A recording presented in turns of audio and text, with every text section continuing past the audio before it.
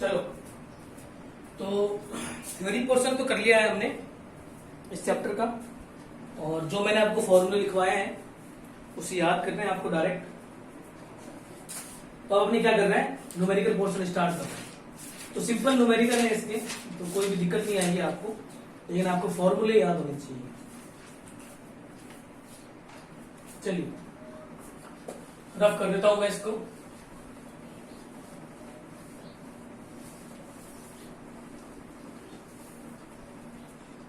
देखो क्वेश्चन क्या कह रहा है, पहला क्वेश्चन क्या कह रहा है, पहला क्वेश्चन कह रहा है एक बुलेट गोली, एक गोली यानी बुलेट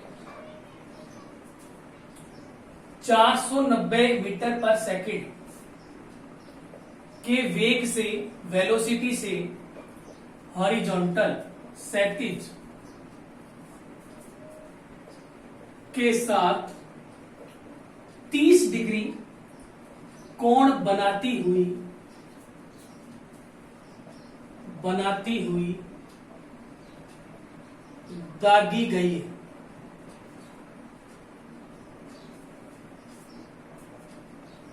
तो ज्ञात करो। तो क्वेश्चन ने कुछ चीजें पूछी है आपसे। पहला क्वेश्चन क्या कह रहा है, पहला क्वेश्चन कह रहा है कब तक हवा में रहेगी, यानी क्या पूछ लिया, उड़ीयन काल कितना होगा इसका। पहला क्वेश्चन कह रहा है कब तक हवा में रहेगी, उड़ीयन काल। सेकंड कह रहा है कितनी दूर जाएगी, दूरी पूछ ली, यानी क्या पूछ लिया उसने, परास पूछ लिया। कितनी दूर जाएगी का मतलब परास, रेंज की बात कर रहा है वो। और तीसरे में क्या पूछ लिया आपसे, महत्तम ऊंचाई पूछ लिया। ठीक है, क्या पूछ लिया, महत्तम ऊंचाई। चलिए, तो ये आपका क्वेश्चन है। डायग्राम बनाओ तो भी अच्छा ही है, अगर डायग्राम नहीं बनाओगे तो भी अच्छा है। देखो क्वेश्चन का पहले तो क्वेश्चन को पढ़ के गिवन डाटा हम लिख देते हैं।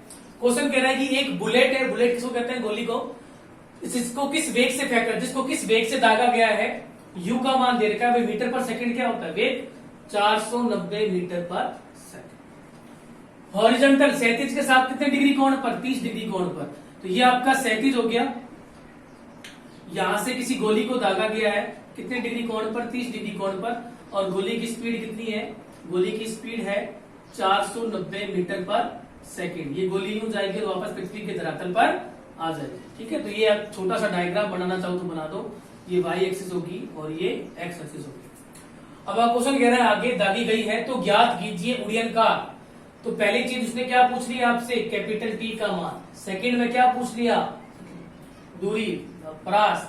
और थर्ड में क्या पूछ लिया, महत्तम ऊंचाई। ठीक है, तो आपको सिर्फ यू का मान दे रखा है, साथ में आपको अल्फा भी तो दे रखा है, कोण का मान भी तो दे रखा है, कितना है, 30 डिग्री।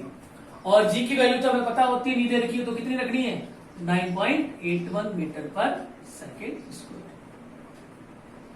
चलिए, क्या निकालना है, उड़ीयन काल। क्या फॉर्मूला है, 2u साइन अल्फा बटा जी। क्या फॉर्मूला है, 2u साइन अल्फा बटा जी।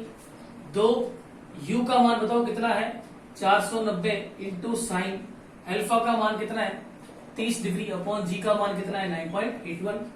कैलकुलेटर है हमारे पास, तो हम देख लेते हैं इसका मान कितना आएगा। 2 इंटू 490 इंटू साइन 30 अपॉन 9.81। तो ये आ रहा है ऑलमोस्ट आपके 49.94। और उड़ीयन काल किसमें होता है, सेकंड के अंदर होता है।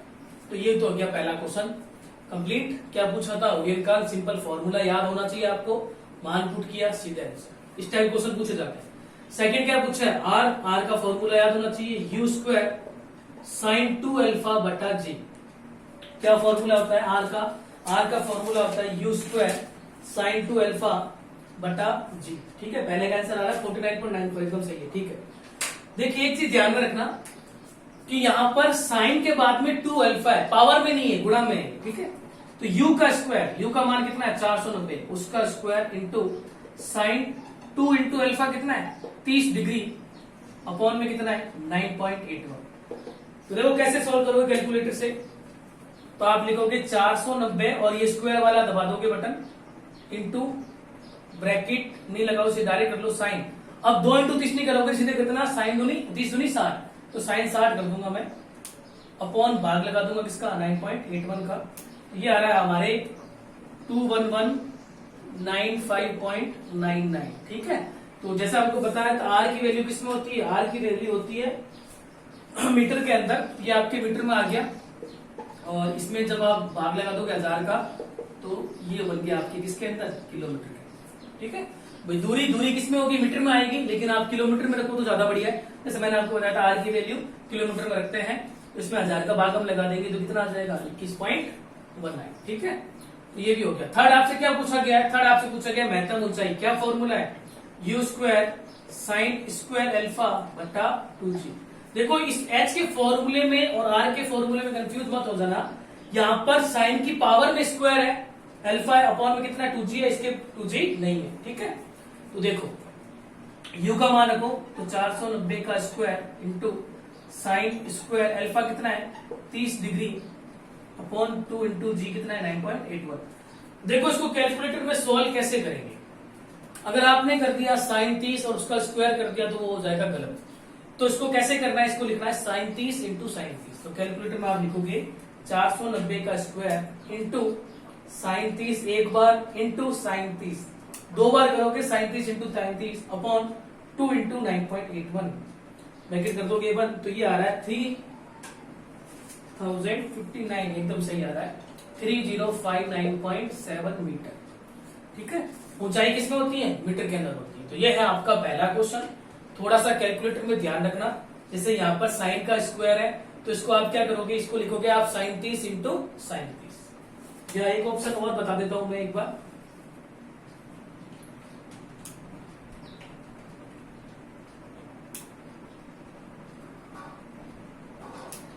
ठीक है, एक आप क्या कर सकते हो, एक आप लिख सकते हो 490 का स्क्वायर, फिर आप ऐसा ब्रैकेट लगाना, साइन 30 लिखना उसके अंदर और उस ब्रैकेट का कर देना स्क्वायर, तो भी आपका सेम आंसर आएगा।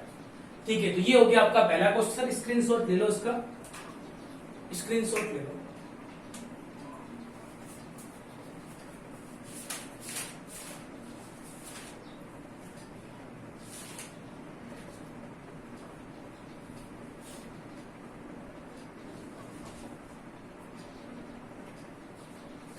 सेकंड क्वेश्चन जो है, देखो इसकी लैंग्वेज क्या कह रही है, मैं डायग्राम में आपको बता देता हूं। सेकंड क्वेश्चन कह रहा है कि एक बॉम्ब जो है, ठीक है, एक तोप को दागा गया है जिसका वेग कितना है, जिसका वेग है 400 मीटर पर सेकंड और कितने डिग्री कोण पर, तो वो दागा गया है 45 डिग्री कोण पर।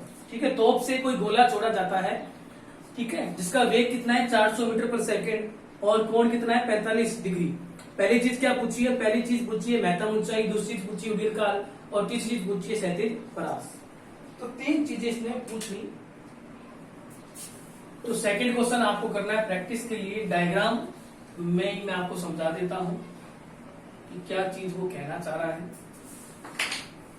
तो सेकंड क्वेश्चन में ये तो हो गया आपका क्षैतिज रेखा होगी x और ये होगी हमारी y।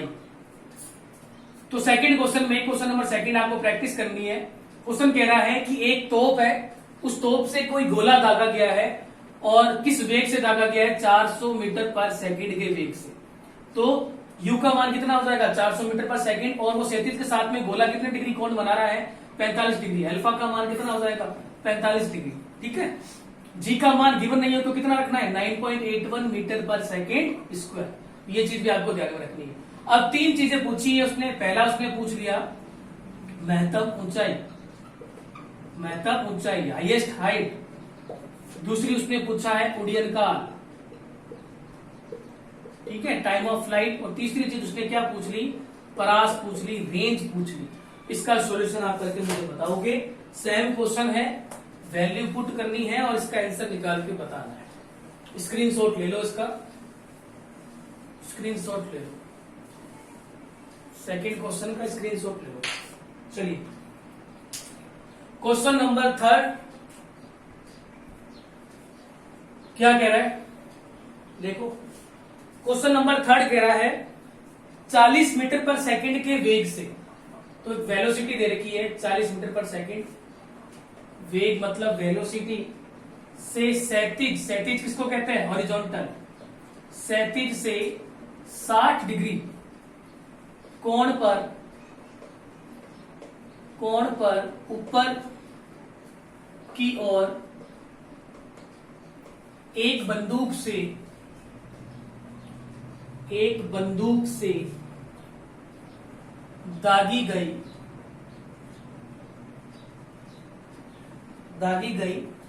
गोली द्वारा 2 सेकंड में तय की गई क्षैतिज दूरी पूछी गई है। अच्छा क्वेश्चन है, क्वेश्चन को पढ़ लो, अच्छा क्वेश्चन है।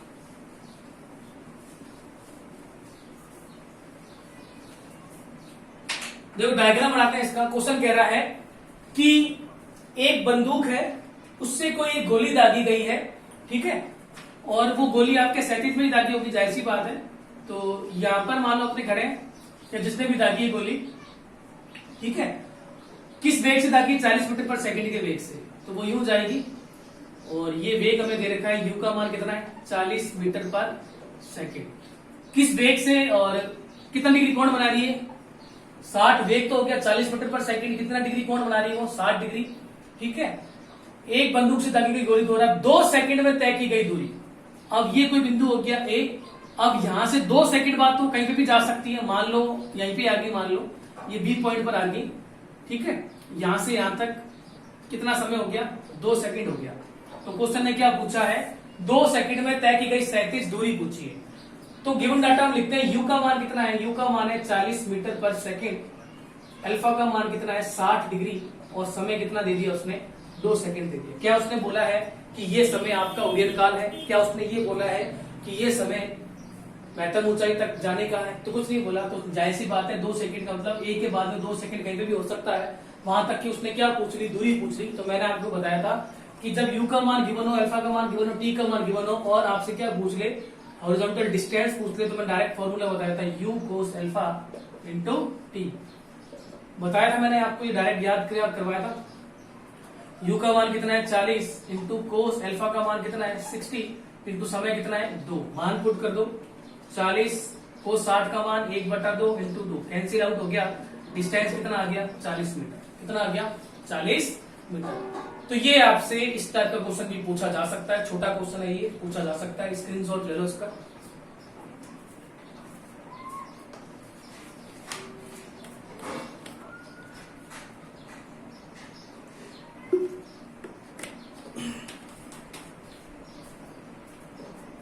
आगे बढ़ेंगे हम।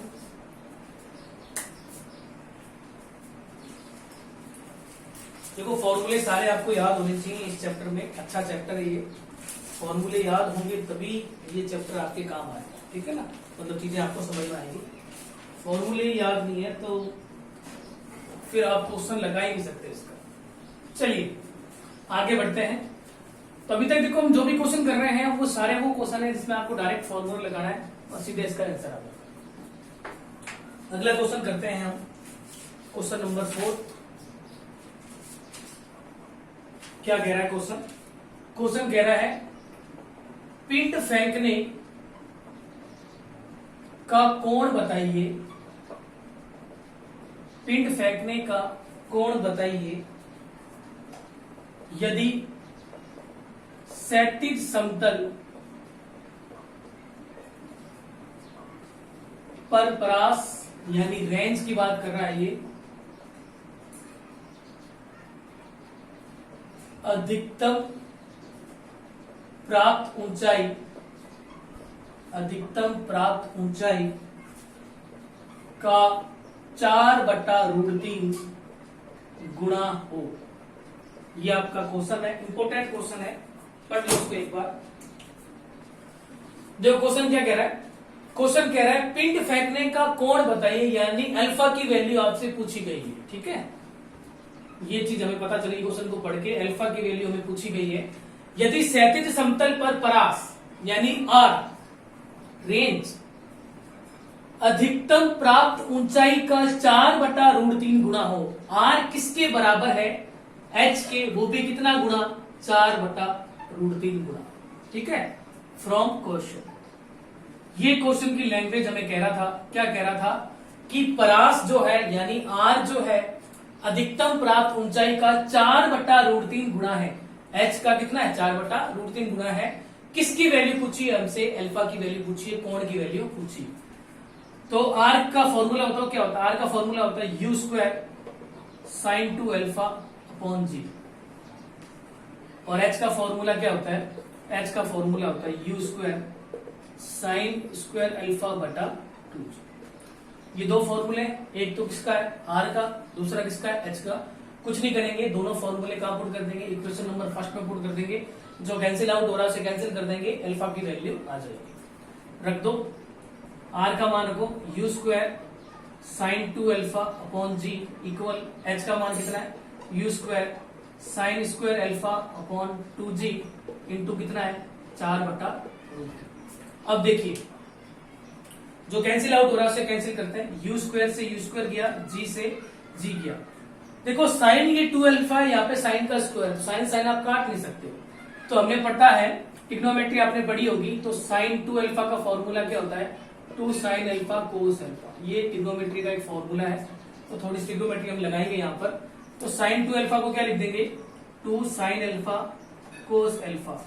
और साइन स्क्वायर वैसे का वैसे अपॉन में इसको भी काट दो, 2 क्या कितनी बार? 2 बार। तो ये आ जाएगा 2/√3। अब जो कैंसिल आउट हो रहा है उसे कैंसिल कर देते हैं। तो देखिए, ये तो साइन 2 अल्फा का फॉर्मूला लगाया अपन ने, 2 साइन अल्फा कोस अल्फा, यहाँ तो यही बचेगा। और साइन स्क्वायर वैसे के वैसे 2/√3, ठीक है। 2 से 2 गया, साइन से 1 साइन चला गया, ठीक है। यहां बचेगा कितना? यहां बचेगा कोस अल्फा और बराबर में क्या बचेगा? साइन अल्फा बटे में क्या बढ़ा है? √3 बढ़ा है। क्लियर है क्या? मैथ की टर्म इधर आ जाएगी, उसको उधर भेज दो। तो √3 बराबर साइन अल्फा बटा कोस अल्फा। तो क्या लिख सकते हैं? साइन बटा कोस को क्या होता है? tan alpha. tan अल्फा के बराबर क्या लिख सकते हैं? √3। हमें tan अल्फा की वैल्यू पूछी है, अल्फा की वैल्यू पूछी है, हमें पूछी है किसकी वैल्यू? अल्फा की। तो अल्फा बराबर क्या कर दूंगा? ये tan उधर जाएगा तो क्या बन जाएगा? इनवर्स। tan इनवर्स √3 क्या बन जाएगा? tan inverse √3। अब मुझे बताओ, tan की टेबल में √3 मान किसका होता है? tan की टेबल में √3 मान होता है 60 डिग्री का। तो अल्फा बराबर कितना आ जाएगा? 60 डिग्री। तो ये इसका आंसर है। ऑब्जेक्टिव में पूछा जा सकता है, ये छोटा क्वेश्चन है आपसे। सीधे हमें ये रिलेशन पता चल गया था कहां से? क्वेश्चन की लैंग्वेज से। ओनली फॉर क्या किया? आर का और एच का मान पुट करा इसके अंदर, जो कैंसिल आउट हो रहा है तो उसे कैंसिल कर दिया, अल्फा की वैल्यू निकल कर आ गई। स्क्रीनशॉट ले लो इसका।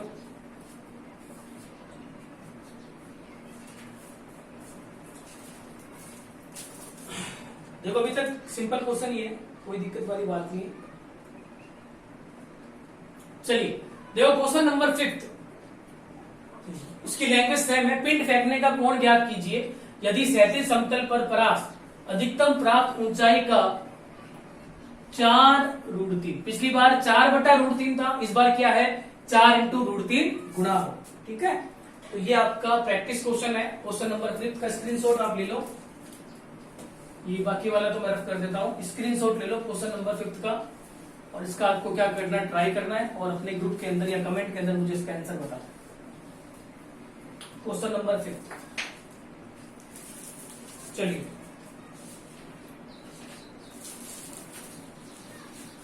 नेक्स्ट क्वेश्चन करते हैं। ये प्रैक्टिस क्वेश्चन था आपका, हो जाएगा, कोई दिक्कत वाली बात नहीं। नेक्स्ट क्वेश्चन है, क्वेश्चन कह रहा है दो प्रक्षेप, दो प्रोजेक्टाइल एक ही प्रारंभिक वेग से फेंके गए हैं, एक ही प्रारंभिक वेग से फेंके गए हैं यदि उनका परास मतलब रेंज समान हो, रेंज की वैल्यू क्या है? इक्वल है, तो प्रक्षेपीय कोणों जो एंगल्स होते हैं में संबंध आपसे पूछा गया। प्रक्षेपीय कोणों में संबंध बराबर क्वेश्चन मार्क। ये क्वेश्चन है, इंपोर्टेंट क्वेश्चन है। क्वेश्चन को पढ़ लो एक बार। क्वेश्चन क्या कह रहा है? क्वेश्चन कह रहा है दो प्रक्षेप हैं, ठीक है। डायग्राम बना के मैं आपको समझाता हूं।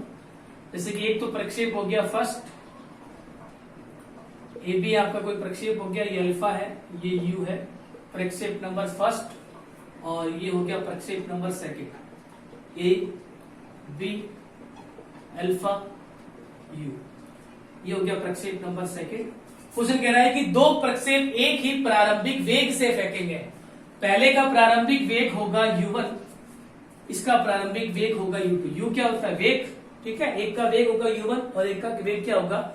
u2। क्वेश्चन कह रहा है एक ही प्रारंभिक वेग, यानी जो मान u1 का होगा वही मान किसका होगा? u2 का होगा, ठीक है। एक ही प्रारंभिक वेग से फेंके गए हैं यदि उनका परास समान हो, यानी ये दूरी क्या होती है? परास होती है। ये इसकी हो जाएगी r1 रेंज फर्स्ट और ये हो जाएगी r1 की हो जाएगी r2। और वो कह रहा है क्वेश्चन कि इनकी रेंज भी इक्वल है, r1 भी किसके इक्वल है? r2 के।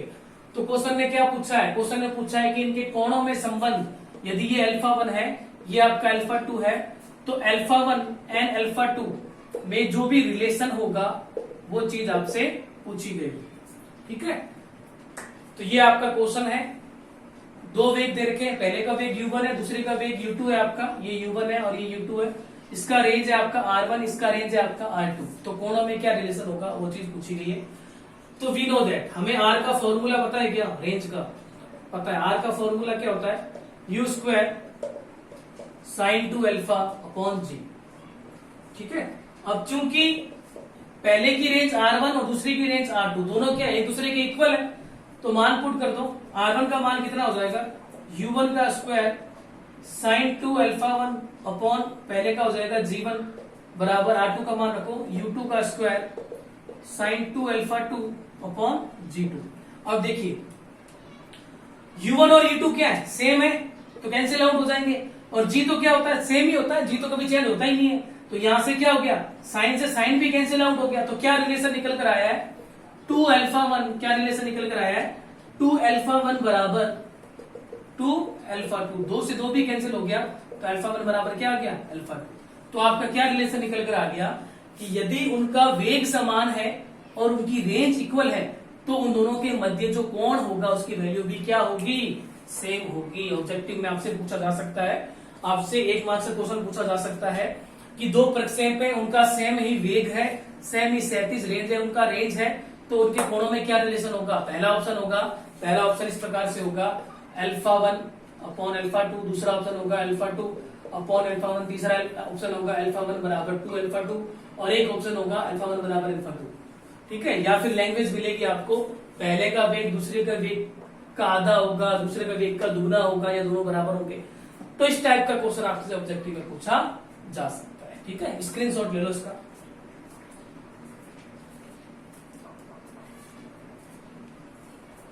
चलिए, तो स्क्रीनशॉट आपने ले लिया होगा।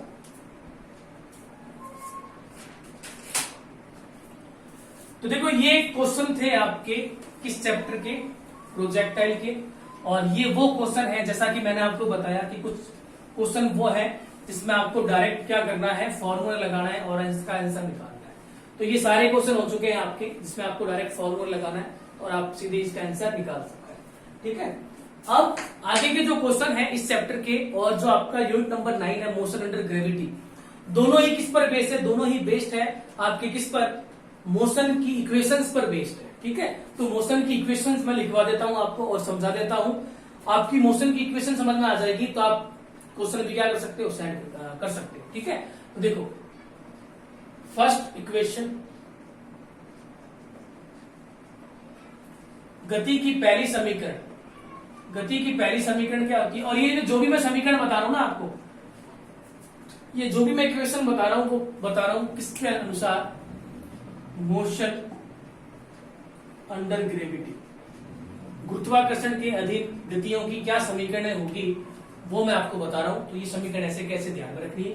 तो एक चीज ध्यान में रखनी है, जब भी ग्रेविटी आ जाए, गुरुत्वाकर्षण आ जाए, तो हम किसका यूज करते हैं? जी का। जी आपका क्या होता है? Gravity, acceleration due to gravity, और जी की वैल्यू कितनी होती है? 9.81 मीटर पर सेकेंड स्क्वायर, ठीक है। तो गति की पहली समीकरण क्या होती है? उससे पहले दो चीजें मैं आपको डायग्राम बना के समझा देता हूं। जैसे देखो, ये हमारा क्या है? पृथ्वी का कोई धरातल है, ये हमारा पृथ्वी का धरातल है, भूमि का स्तर है मान लो। यहां से क्या किया आपने? किसी वस्तु को ऊपर फेंका। जैसे मेरे पास में कोई एक गेंद है, उस गेंद को मैंने क्या किया? ऊपर फेंक दिया है, उस गेंद को मैंने क्या किया है, ऊपर फेंका है, तो मान लिया मैंने कि वो जो गेंद है वो 100 मीटर पर सेकंड के वेग से ऊपर जा रही है, या कम मान लो 50 मान लो, 50 मीटर पर सेकंड के वेग से वो क्या जा रही है, ऊपर जा रही है। तो 50 मीटर पर सेकंड का वेग उसका कहां पर होगा, इस बिंदु पर होगा। मान लो ये कोई बिंदु है ए। अब जैसे जैसे गेंद आपके ऊपर जाएगी, क्या उसका वेग बढ़ेगा क्या? यहाँ 50 था तो यहाँ 60 70 80 ऐसा होगा क्या? ऐसा नहीं होगा। जैसे जैसे गेंद आपके ऊपर जाएगी उसका वेग क्या हो जाएगा, कम हो जाएगा। वेग क्या हो जाएगा, कम हो जाएगा।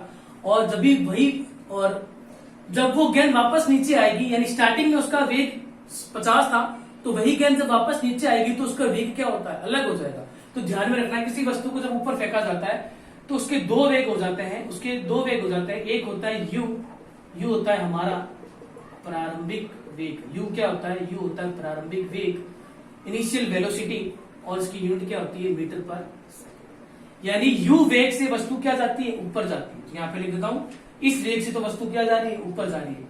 लेकिन जब वो वस्तु वापस नीचे आती है, यानी गेंद यहाँ पर चलेगी, मान लो यहाँ तक गई मैक्सिमम हाइट तक, और यहां से जब वो गेंद वापस नीचे आएगी तो वो यू से नहीं आएगी, वो किससे आएगी, वी से। वी हमारा क्या होता है, अंतिम वेग। ठीक है, इसकी यूनिट भी क्या होती है, मीटर पर सेकंड। ठीक है, initial velocity and final velocity. ठीक है, यहाँ पे लिख देता हूं, यू कौन सा वेग है, वो वेग है जिस वेग से वो वस्तु ऊपर जाती है, और वी वो वेग है जिस वेग से वस्तु वापस क्या होती है, नीचे आती है। ये चीज आपको ध्यान में रखनी है।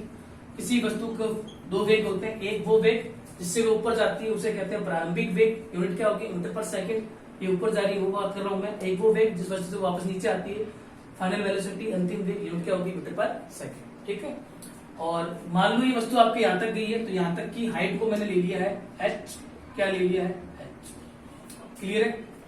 अब g की बात करता हूं मैं। g क्या होता है, गुरुत्वाकर्षण के अधीन ग्रेविटी एक्सेलरेशन, गुरुत्वीय जनित त्वरण। ठीक है, तो जब कोई वस्तु इस भूमि का स्तर, ये भूमि का स्तर है, यानी यहाँ पर क्या लग रहा है, गुरुत्वाकर्षण लग रहा है। तो जब कोई वस्तु भूमि से दूर जाती है, यानी गुरुत्वाकर्षण से दूर जाती है, यानी कोई वस्तु ऊपर जाती है, तो जी का मान किस में रखोगे, माइनस में। जी का मान किस में रखोगे, माइनस में। लेकिन वही वस्तु जब नीचे आती है तो जी का मान किस में रखोगे, प्लस। किस में रखोगे, प्लस। ये चीज आपको ध्यान में रखनी है। तो गति की पहली समीकरण क्या होती है, इक्वेशन ऑफ मोशन। तो गति की पहली समीकरण होती है, मैं बता रहा हूं किसके अधीन, गुरुत्वीय मोशन अंडर ग्रेविटी। ठीक है, तो गुरुत्वाकर्षण के अधीन गतियां कौन कौन समीकरण होती है उसके बारे में बात कर रहा हूं। गति की पहली समीकरण होती है v बराबर u प्लस जी। गति की पहली समीकरण क्या होती है, v बराबर u plus G T. Plus के साथ मैंने माइनस भी लगा दिया है। प्लस यूज कम करेंगे हम, प्लस यूज करेंगे जब कोई वस्तु नीचे की तरफ आ रही हो, यानी जी किसमें लेना है, प्लस को। और माइनस का यूज हम कब करेंगे, जब कोई वस्तु किस तरफ जा रही हो, ऊपर की तरफ। ये होती है गति की पहली समीकरण। v होता है आपका अंतिम वेग, u होता है आपका प्रारंभिक वेग, g आपको पता है ग्रेविटेशनल एक्सेलरेशन, और t आपका क्या होता है, समय। समय की यूनिट किसमें होगी, सेकंड के। g होता है आपका एक्सीलरेशन ड्यू टू ग्रेविटी। अब कब प्लस लेना है, कब माइनस लेना है मैं बता चुका हूं। और g की वैल्यू कितनी होती है, 9.81 मीटर पर सेकेंड। गति की सेकंड समीकरण होती है h बराबर ut plus minus half G T square. क्या होती है, h बराबर ut plus minus half G T square. Plus use कब करना है, जब वस्तु नीचे की तरफ आ रही है। माइनस यूज कब करना है, जब वस्तु ऊपर की तरफ जा रही है। गति की तीसरी समीकरण, गति की तीसरी समीकरण होती है v का स्क्वायर बराबर u square plus minus 2g। क्या होती है, v का स्क्वायर बराबर u का स्क्वायर प्लस माइनस 2gh। तो ये जो चैप्टर है आपका प्रोजेक्टाइल, तो इस प्रोजेक्टाइल के अंदर आपको ये तीन समीकरणें याद होनी चाहिए। ये तीन समीकरण आपको याद होगी, कैसे लगानी वो तो मैं क्वेश्चन में समझा दूंगा, आपका ये चैप्टर कंप्लीट हो जाएगा। ठीक है, जैसे प्रोजेक्टाइल की हम बात कर रहा हूं, मैं इस चैप्टर की बात कर रहा हूं, तो ये चैप्टर आपका 70 to 80% हो चुका है। ठीक है, 20% वो बाकी है जिसमें ये समीकरणें भी हेल्प होती है, इसके द्वारा हम क्वेश्चन करते हैं। ठीक है, तो ये इक्वेशन लिखवा दिए मैंने, कब प्लस यूज करना है, कब माइनस यूज करना है, u कौन सा वेग होता है, v कौन सा वेग होता है, g की वैल्यू कितनी होती है, h आपका क्या होता है, h होता है आपका हाइट। और हाइट किसमें होगा, हाइट होगा आपका किसके अंदर, मीटर। ठीक है, तो 70 से 80% ये आपका चैप्टर हो चुका है। ठीक है, अब एक टाइप का, दो टाइप क्वेश्चन बाकी है जिसमें हमें इन इक्वेशंस की भी क्या करनी पड़ेगी, हेल्प लेनी पड़ेगी। कल कब प्लस लेना है कब माइनस लेना है वो मैं बता चुका हूं, ठीक है। तो इस चैप्टर का, इस लेक्चर को अच्छे से देख लेना और उसके नोट्स प्रिपेयर कर लेना। अब इसका रिमेनिंग पार्ट है जो हम जल्दी अपलोड कर देंगे, ठीक है। Thank you.